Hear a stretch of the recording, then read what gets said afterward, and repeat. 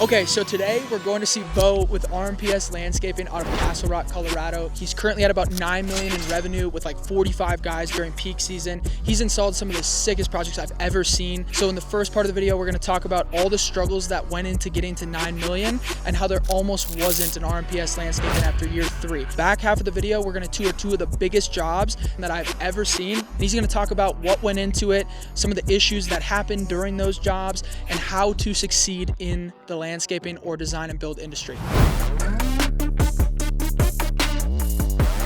All right, we're here with, tell me who you are. Hey, Beau with RMPS Landscaping here in Castle Rock, Colorado. So come check out our office. Let's go. So front office, reception area. I got Malaya here at the front answering all the calls. This is where the magic happens, little conference room. It's crazy to see, where we've come in the last 10 years. I remember when we first started, we had this little office. It was like a 10 by 10 in downtown Castle Rock, and now we got acreage of yard space and all this shop and all these offices. So cool to see though.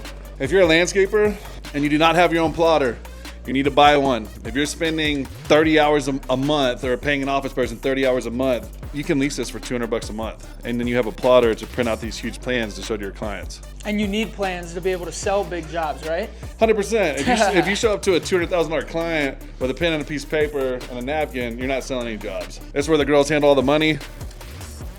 Couple offices back here. Purchase manager. Once you guys hit, $7, $8, $9 million a year in revenue, you gotta have a purchase manager. People will steal from you. And this is my office where the magic happens. It's a mess right now, but I think it'd be good to start with for people that have no clue who you are or I am, like the credibility of you. Like, where did you start? Where are you at now? And what did that journey look like? Yeah, really. So 10 years ago, I was in oil and gas. That's what my whole family's ever done. I grew up in Houston, Texas. I moved up here to live close to my wife's family here in Castle Rock, but I was living up in Loveland. I'm a Christian. We had a prophet come to our church. I don't call people that, but this guy has to be with what I'm about to tell you. You'll be like, okay, yeah, that dude was a prophet for sure. It's craziness. But he comes to our church. He says, Beau, in 3 months, you're going to be laid off from the oil field. But a man's going to call you immediately after, offer you a position in his company, and he's going to take you under his wing for 1 year, and he's going to teach you how to run a business. After that year, you're going to start your own company, and you're going to become very successful. Right hand to God. 3 months later, I get laid off. I was looking on Craigslist for any type of side work because I have 6 kids now. Then I had 1, and my wife was pregnant.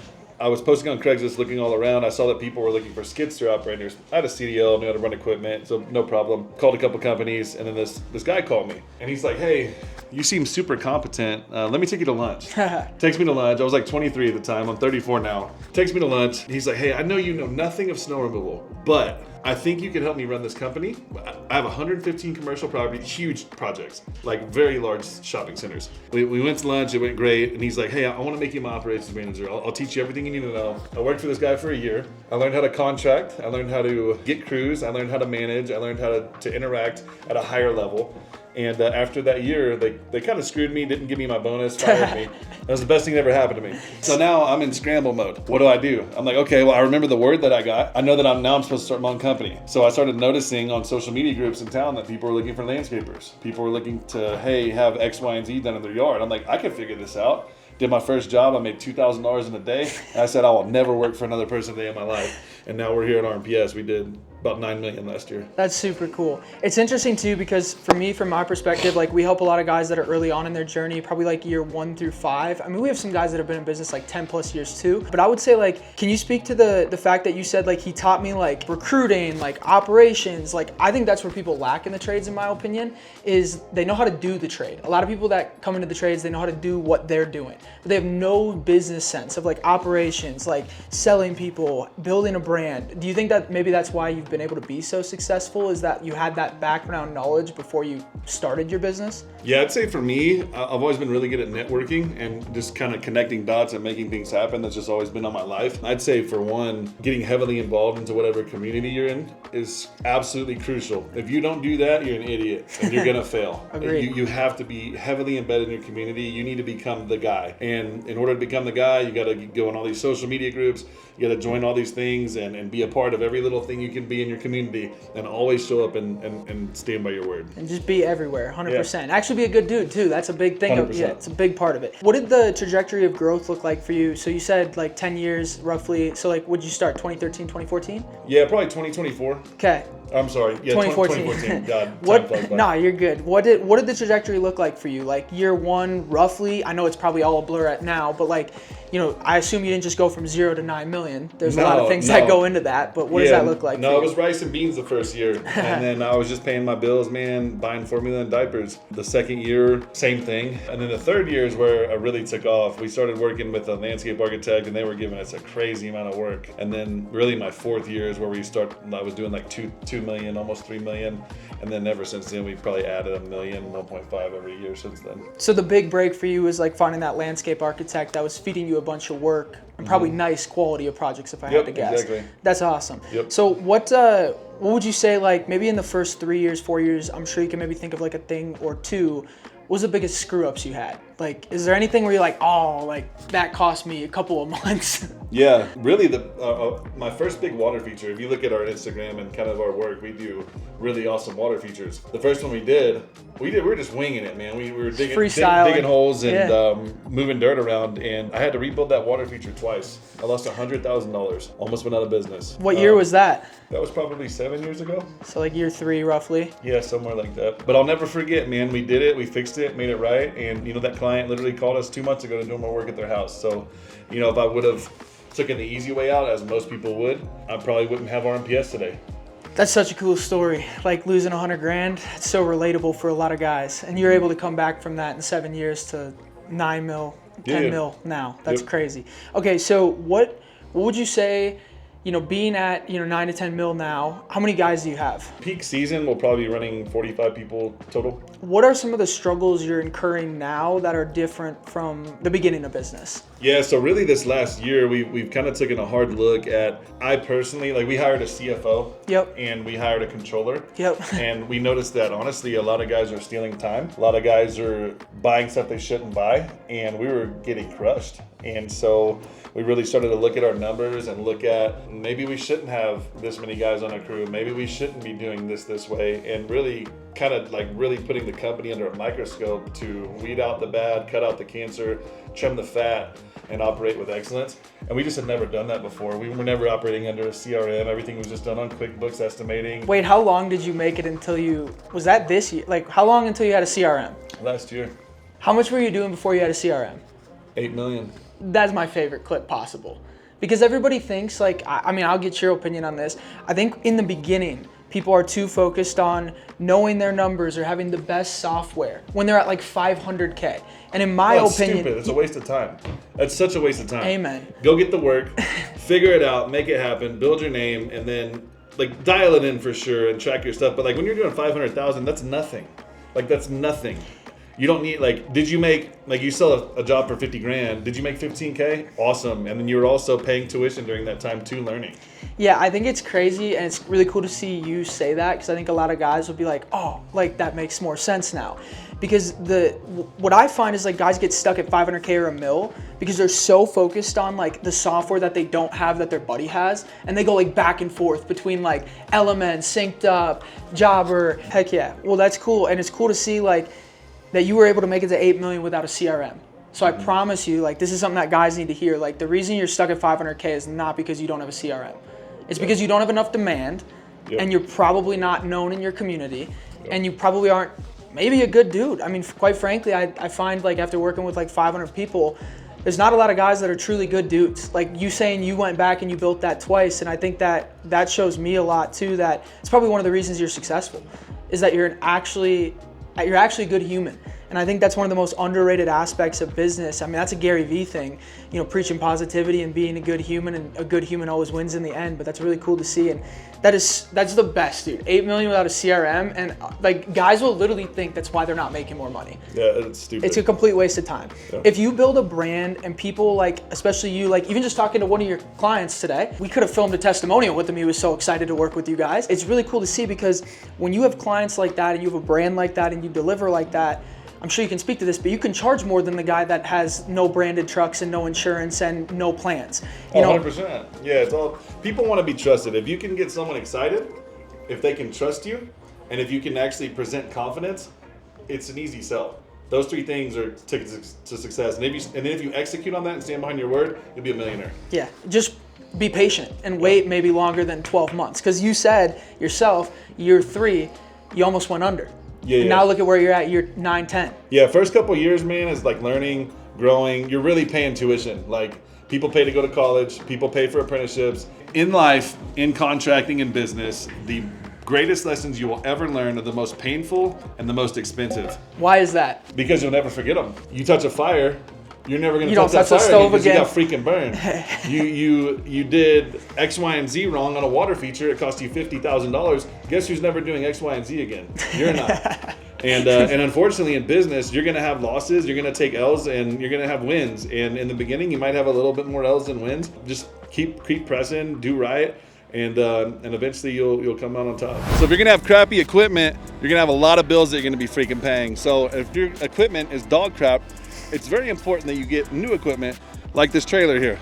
So this is an equipment trailer. I can haul pallets, I can haul equipment, I can haul multiple dingoes, snow removal equipment, anything I need with this. If this is down, my jobs are not operating efficiently. It's crucial that you have good equipment. Yeah, so at our size, I have a full-time mechanic. I got 13 skids and excavators and all the bull crap, but our mechanic noticed that our frame was cracked. If you're gonna go out on your roads in your community with unsafe equipment that could kill somebody, you're an idiot.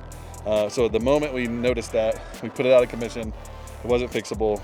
Called the guys down the Springs and literally got a trailer next day. So this could save someone's life, and it's also going to make sure none of my job sites are without equipment for the next 15 years. Going the extra mile to be a good human being and just bite the bullet, pay the little extra to have a nice trailer that works. Yeah. Not going to kill nobody. And quit being a cheap ass. Take care of your guys.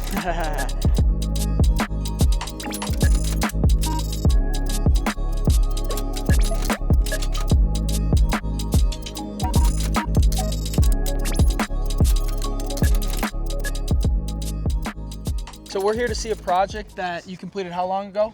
We did this job 2 years ago. And what is a project like this that we're going to see run, roughly? About a mill. About a mill. Yeah, we did a lot of work here. How long did the project take you guys? This project took probably 8 months with the crew. How many guys on that crew, roughly? 4 to 5. 4 to 5. Yeah. And was there any hiccups, anything that you encountered that maybe... Always. Always? Anytime we're doing anything crazy custom, whether it's like this stone, this rock, digging and finding rock, or finding things, there's always something when it's the custom landscaping. All right, sweet. Let's go check it out. So, Scotty B, baby. Unilog. Logan, nice to Brian meet Murray, you. who I was telling you about? Yep. This is the guy. This is the Unilog. So you know how people put the trim in the walls? The Yeah. copthorn? Yep. He invented that. Hell yeah. We're among the first to do that back in the day. And they're basically just teaching people how to install, obviously. They like, always have. It's Yeah. It's set So them it's apart way the back best. when. Yeah. They did the how-tos. They first to bring in Spanish speaking for the guys, Yep. and then for business owners, here's your product. Here's your important things to make sure you're doing. The education, all the way through from that new guy, all the way up through the business owner. Make your life easy. It's never easy, but it's like you don't know Until you know. who's going to teach you. Nobody. I mean, you don't have Beau out round out here. I'll take you under my wing. I'll show you some things. And they didn't have that back then. Yeah. Or anywhere. So they were phenomenal. There's just so much more than just a supplier. And that's why I'm like, when I came out here, I'm like, oh, no. We're bringing these guys out here too. Heck yeah. And it's just, their stuff just sets it so far apart. The bar is so high. Unilog, baby.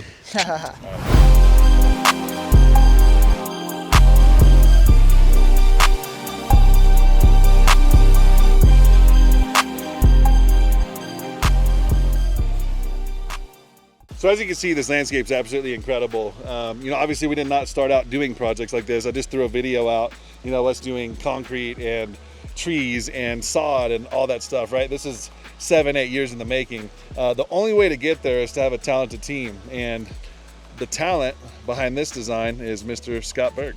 I didn't know you were going to give me the mic after all, so okay, You're good. let's go. Biggest challenge here isn't just what you're putting on paper, or what you can do in SketchUp or everything else, because this rock formation out here, the fountain formation here, or the red rocks, is your showpiece. And the biggest thing here is not to mess it up. You can put big structures into landscape and things like that. It didn't belong here. The issue was, how do I create the intimacy that I need for the house and the different living spaces and things like that to match and to work with what God's given us here. It's just so amazing and so breathtaking, but it's got to work together. And so part of that was behind you working in the bristlecone pines and the spruces and utilizing that lift, that natural lift in that area, and then blending that down with the waterfalls, the streams, and then to the fire pit here so we can enjoy this. The evenings here are amazing. It's off the chart. And what really brought this together for this landscape was the infinity edge of the patio, where you can walk right off into the pond and you can sit on the pond, you can dangle your feet in there, the kids can come around, you've got stairs in and out, so there's good activity, good interaction. This area is a wildlife interface, so we choose to live out here among a lot of different animals. You know, you've got bear out here, we've got the bobcats. We had 2 bobcats this morning out here. The deer, the mule deer are amazing. They come in here and just get a drink, they chew on some plants. Here, take a look at this right now. It's $1 million experience. Here's another living space. We have a fireplace built in over here where, you know, I didn't want to have a big structure that would get in the way of the red rocks and everything, so I just built a smaller version. That back wall, it just heats. It heats up so heavy and just radiates out across and keeps everybody warm here. Yeah, so like we talked about in the interview earlier with Logan, a lot of this stuff's trial and error. Like RMPS did not start out building projects like this. You're gonna learn and grow and learn and grow, and you're gonna get resources. Scott came in 7 years ago. I've learned so much from Scott, having an older mentor in my life that's been there, done that. He was the #1 landscaper in Chicago for 15 years and poured into me. And if you're humble enough and you listen and you learn and you grow, this is what you can do. It's just really cool. I'm so thankful for where we're at, thankful for the mentorship and the growth, and just give all the glory to God. I mean, look at this, is ridiculous. Look at this freaking deer. You know, somebody who's not of the scale of like this type of project, is there anything unexpected? Block retaining walls suck for the most part. Boulders are better, as you can see on this landscape. Yeah, combination's great. I see so many landscapers putting in like 50 pallets of Allen block. It's like, don't do that. Throw some boulder in there, make it look natural, make it look real. It needs to look like the surrounding landscape and to look like you're in the mountains and create kind of an intimate feel where you feel like you're at a resort, not a freaking concrete jungle. Like, get creative. I would say that's probably how you differentiate yourself from the cheaper guy, right? They're just designing like the Home Depot block in, slapping it in. They're not thinking about things to that level. 100%. Yeah, I mean, like, look at this. We could have done Allen block. There's a lot of nice block, but like, this is so much better. This is gorgeous. Or like putting concrete steps or whatever. Look at these slabs. I mean, this is incredible. Yeah, in the scribe. Yeah, and so, you know, some contractors might just do little 45s and try to cut this in and do like a big wide gap poly sand. No way. Get your freaking miter out there. Get your freaking your hand grinder and like really cut it in and put that attention to detail, because that's what's going to stand out. So these steps, you don't just find the steps. They're just not sitting around there. And this is actually one boulder that is EDM cut, slice,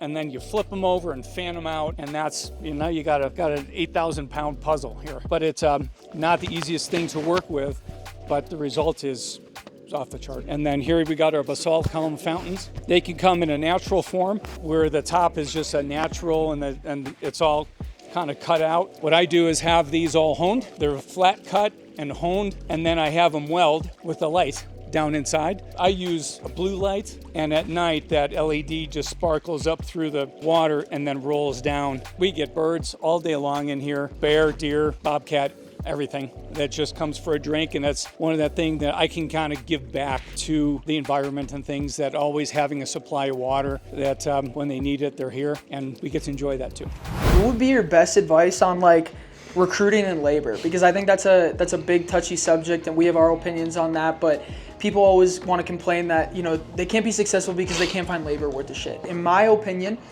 you know, that, and you can give me what yours is, it's because you don't have a brand, so nobody good wants to work for you.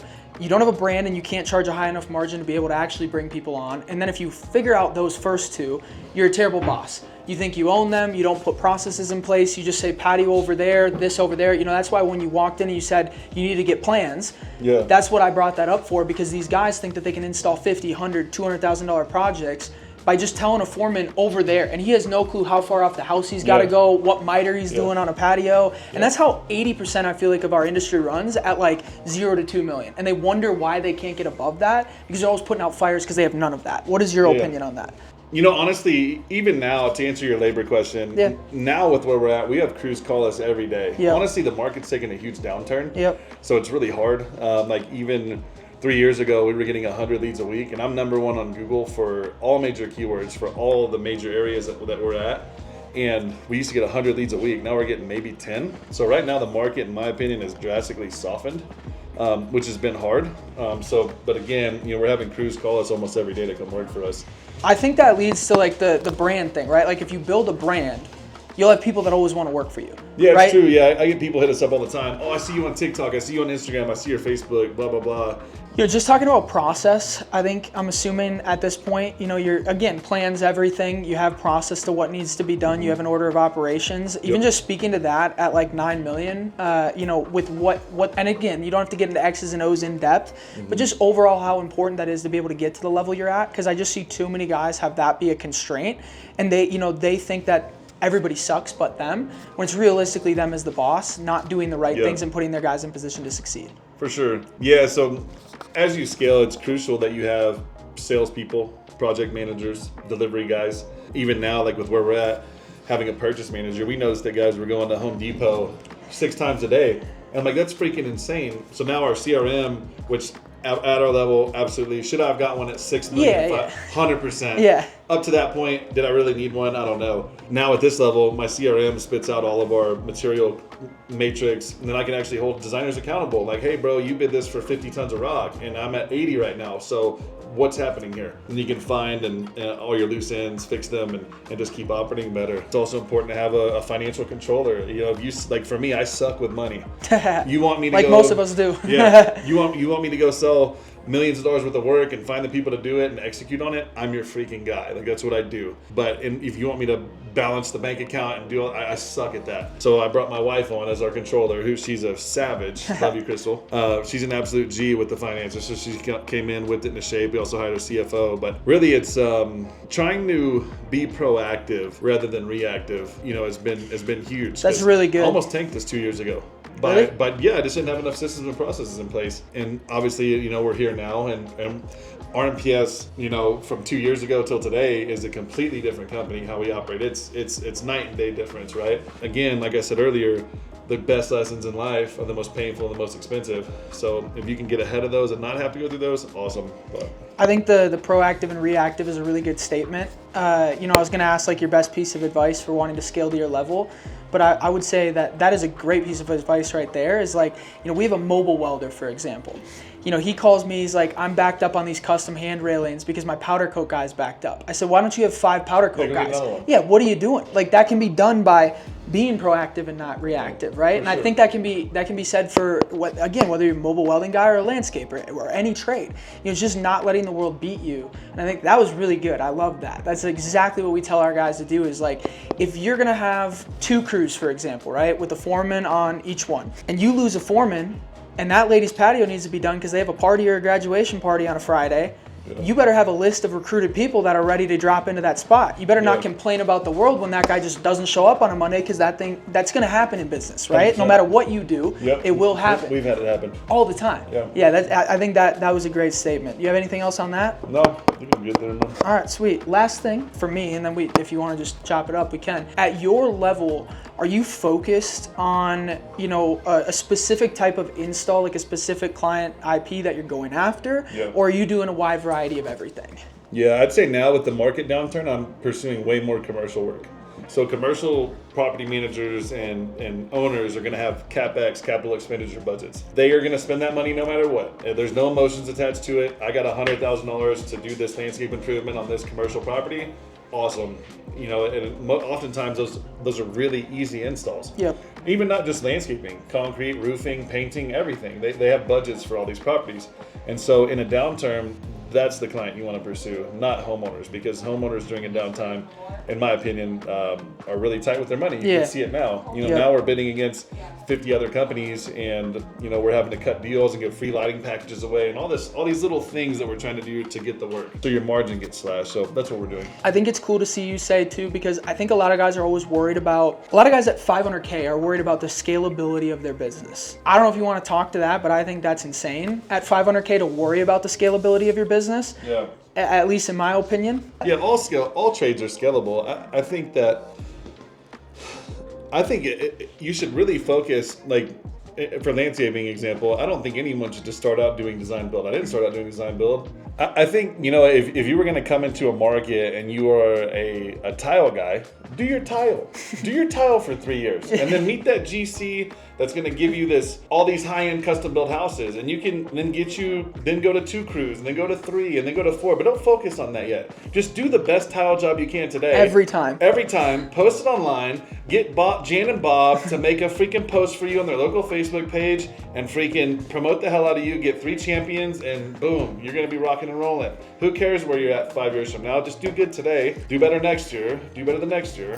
Yeah, I have the same opinion. I argued with the guy about it for a half hour last week in San Diego. But yes, I would say the same thing. I think it's like, the way that I look at it is like 1 foot over the other. Like, if you're trying to climb a mountain, don't look at the mountain top. Like, it's 1 foot over the other, better every day. And if you just do better every day for 3 years straight, you'd be way farther than you ever thought you could be. But what happens is they look up, they go, oh, that's maybe too far. Maybe I need to climb back down the mountain and try to go up the other side of the mountain. Yeah. And I think that's what keeps guys stuck. Like good dudes with families, not the cheaper guy, hack job guys. We're not talking to them. Yeah. We're talking about the good dudes, family men that want to build good businesses in their community. And I think it keeps a lot of them stuck because they just hear a bunch of stuff on the internet too. Yeah. A lot of people are lazy too. Very. It's like, dude, shut the hell up, pick up the shovel, grab the freaking wheelbarrow, move the freaking rock.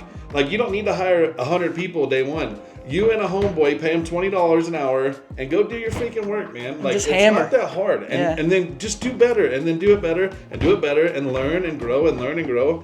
And then 5 years, you'll look back and be like, oh my God, I got 5 trucks. I got all these accounts. Yeah, I think, it's the same problem. Like, guys, they'll come into us doing, 600K unprofitably. And they'll be like, I want to get off the tools. It's like, well, maybe we go to 300K, we take home some money first, build some process, build some brand, and then we could get off the tools. You can't get off the tools when you're making no money. I fully agree. We're here to tour a second project. Yeah. The first one, I would say, is probably more natural, maybe. And what is this vibe? What do you got going on here? This is like mountain rustic theme, transitions into modern with probably one of the sickest freaking views of the Rocky Mountains in Castle Rock. So super proud of this job. This job was not gained by advertising, by flashy all bull crap. This was my freaking landlord 8 years ago when I got my first little baby gap office, like we talked about, that saw me come up. I met with him, we prayed together. He kind of saw us grinding and watched us grow over time, and then the trust was built. And then when he bought this land, boom, we were the first people to come out and take a look at it, and then here we are, boom. So this job did not come from a Facebook or a Google ad, I'm assuming. No, heck no. Probably came from relationships, being in the community, being a good dude, and actually giving back and talking to people, right? 100%. And having that trust, because I don't think somebody would install a project like this with you if they don't trust you. Heck no, absolutely not. All right, let's take a look. So one of the crazy things you'll see on this project, I got like close to 1,000 tons of moss rock on this job, all imported from a buddy out of Wyoming. I got a guy that's got 20,000 acres out there, all moss rock. I can get any shape size I want, super sick. And all that comes with time and connections, friendships. I didn't have that connection for 7 years. But on this project, we got a soccer field on top of a parking garage. I'll be honest, I did not do the parking garage stuff. I did all the landscaping you see. I did do 5 water features. This is a 14-foot piece of stone, 14 foot by 8. We took it and cut it right down the middle, and then cut it down the middle again. And then I got Pride Rock from the Lion King. I had to get a sponsorship from Disney to buy that rock, but the one in the middle, Pride Rock, and I got those 2 other massive pieces of Siloam stone to create this giant feature here. 1 of 5, I'll show them all to you.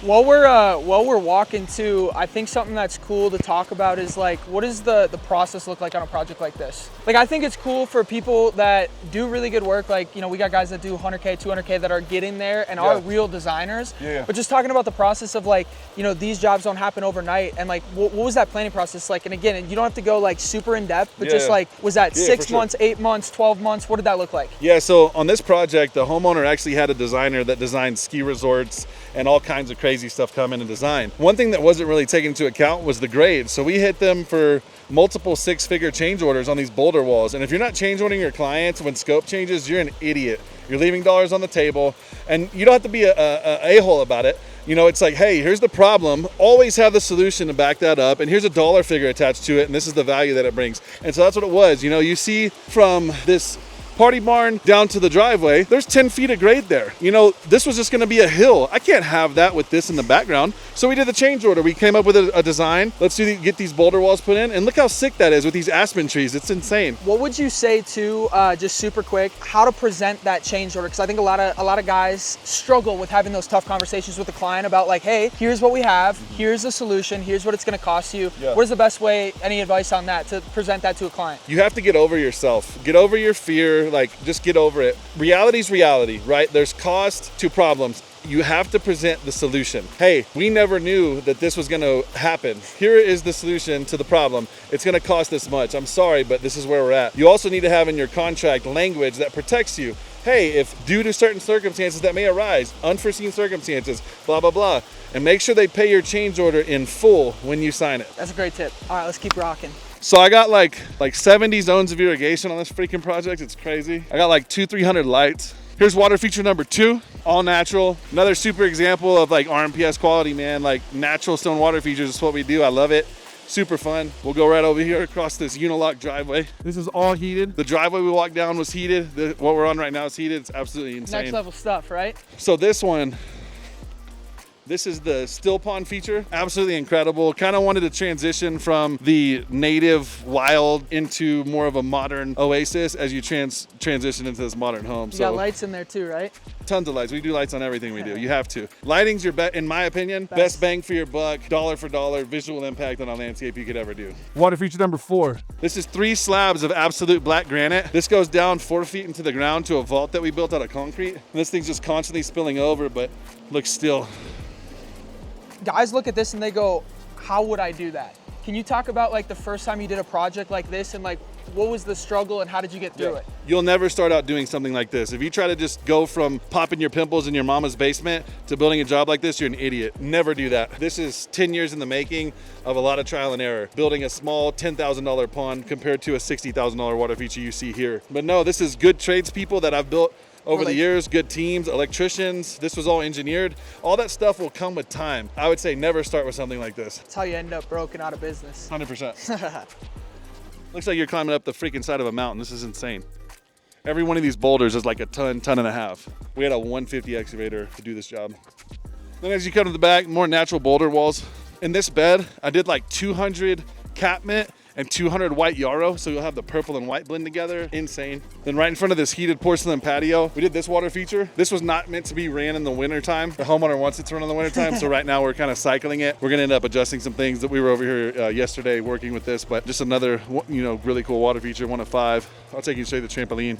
Just straight into the actual landscape. I think taking a look at just this and maybe if you can get this, like, it's so cool how this flows straight from like the natural landscape, like right into the house. You guys did a killer job. This is a crazy project. Thank you, man. I love what we do. It's fun. You know what's crazy though? Yeah. I'll never forget 3 or 4 times a week, I drive past the same freaking house that I did my first job where I trimmed the trees and did the sod and I made $2 grand in a day and said I'd never work for another man in my life. So to go from that to this, I'm just so thankful to God and it's cool. Yeah, and it took like 9 to 10 years, right? Yep. And a lot of hard times. You know, that's something that's not talked about. I'm sure, like you said, I think in year 3, like it was almost no more RMPS. And I think you said like 2 years ago too, right? Oh, dude, I've been screwed over by so many people and audits and IRS, and there's so many hurdles and pain points and frustrations that you have to go through as a business owner that no one teaches you or tells you about. And but it's all worth it, man. Yeah. Providing for your family and building spaces like this for somebody else's family, right? Yeah. I'm assuming that's part of the reason why you do it. Yeah, the whole thing for me, like I have 6 kids. Like when I think of a landscape, I want my kids to be at my house when they're teenagers. That's the whole thought process when we're designing. I want a functional yard that's fully usable, that kids would want to be at and people would want to enjoy. And that's obviously what you can see here. 100%. Is there anything that you can think of, you said like the problems always come, right? There's always problems. That's part of business, but be proactive, not reactive. What's like one of the bigger ones that you can think of in short? Be very quick to fire. Cancer breeds cancer, and I've let people in my company go for way too long unchecked. And if you have anyone in your practice, in your business, in your trade that is toxic to you, to your family, to your guys, causing any issues, fire them immediately. God will bring you the right people. Protect yourself, protect your company, and protect your employees. Never be afraid to let somebody go. It's a good one, 100%. All right, let's keep rocking. Most homeowners don't freaking realize how much work goes into an in-ground trampoline to do it correctly with a retaining wall. It's easily 10K. Don't do them. It's so much freaking work. Pain in the butt, but they're sick. What's hard about right now, everything's freaking dead because it's dormant. Unless it's like 40 degrees at night for 2 weeks consistently, everything's gonna look dead. But I have thousands of plants here. It looks absolutely insane. Like the whole hillside we walk past is all native wildflower I put in. Yeah, this is a beautiful project. All these kids that are trying to be like 20-year-old influencers that are doing like a couple $100,000 a year, you're an idiot. Ugh. Go knock on Miss Johnson's door. Go freaking rake her yard. Go cut, like quit trying to be like, oh, look at me and all this. Like, dude, just stop. Like you don't need that right now. Like build up to a couple mil and then invest in that stuff. It's a waste of time. That's exactly what we live by, is we tell people to go out their community, talk to homeowners. You know, if you go, like I always tell guys this, like we help contractors. If I go to supply yard and I talk to 300 contractors over a month, there's no way we don't have clients, right? Unless we suck at what we do. Yeah. Now, if I sit inside and I make cool reels and viral reels, we probably have no clients, if I would have to guess. 100%. And that's where I think a lot of guys get stuck, is they see the guys on social media, right? And like, I think looking at your guys' stuff, it's awesome because you're always talking, right? You're talking, you're showing job sites, you're showing clients. That's what we want. We don't need 60 cuts and crazy things. It's so annoying. I'm unfollowing you if I see that cut, man.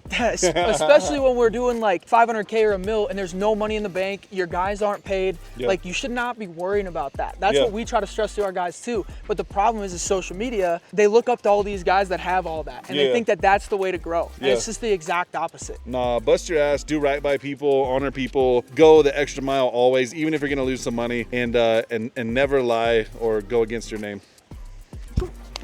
That was money, dude. So in 10 years of business, I promise you one thing. If you do right by people, if you're honorable, if you stand by your word and you always pursue to do the right thing, God will bless your business. You'll have more clients than you can freaking dream of. You just got to keep pressing, keep doing what's right, and I promise you, you will not fail. Crazy ass project. I've never seen anything like it. I don't think many people have, to be completely honest. And you just heard it from the man himself. Don't waste your time doing this on Instagram and do right by people.